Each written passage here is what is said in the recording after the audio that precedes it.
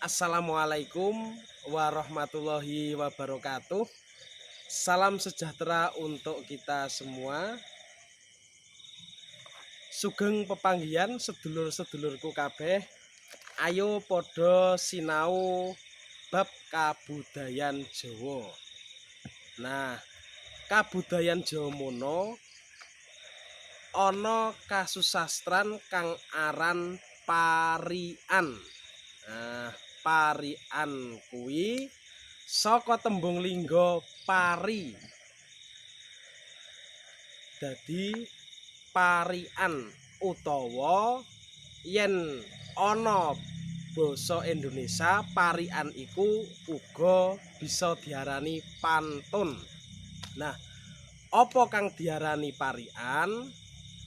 Parian kuwi unen-unen kang dumadi saka rong gatra. Nah, rong gatra kuwi mau kapirang siji gatra kapisan minangka sampiran. Sampiran kuwi uga bisa diarani tembung kanggo narik kawigaten. Kang angka loro disebut wosing parian utawa isine parian. Nah, dadi antarane sampiran karo isi, sampiran mono ora ana gandeng cenenge karo isi, sebab sampiran mono mung dienggo narek kawigaten. Dadi tetembungan kang ana ing sampiran kuwi kanggo narek kawigaten. Dadi parian mono iku biasane iso kanggo gawe pitutur. Iso kanggo gawe guyonan utawa kena kanggo gawe pasemon. Pasemon iku uga diarani sindiran. Dadi ngene. Parian iku wis kaprah ana kasusastran Jawa. Nah, parian iku kaprahe dienggo ana ing geguritan lan ana ing dagelan. Contone parian ngene. Nah, parian iki coba digatekke. Ana parian ngene.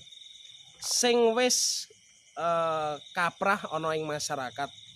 Wajik klethik gula Jawa. Wajik klethik gula Jawa kuwi sampiran. Nah, isine luwih becik sing prasaja. Dadi luwih becik sing prasaja iku mau kuwi isine parian. Nah, kena diteliti yen tembung-tembung ana sampiran mono ora ana gandeng cenenge karo isi parian. Iku contoh sing nomor 1. Contoh sing nomor 2, parian ngene.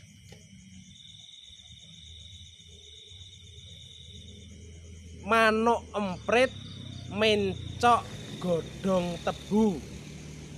Dadi murid kudu sregep sinau. Nah, iku parian. Dadi parian kuwi kudu nduweni purwakanthi utawa sajak AB kuwi cirine parian. Dadi ana purwakantine. Ana meneh contone parian. Contone ngene. Menyang sawah nandur pari. Nek pengen gagah dadi santri. Tuladhane parian.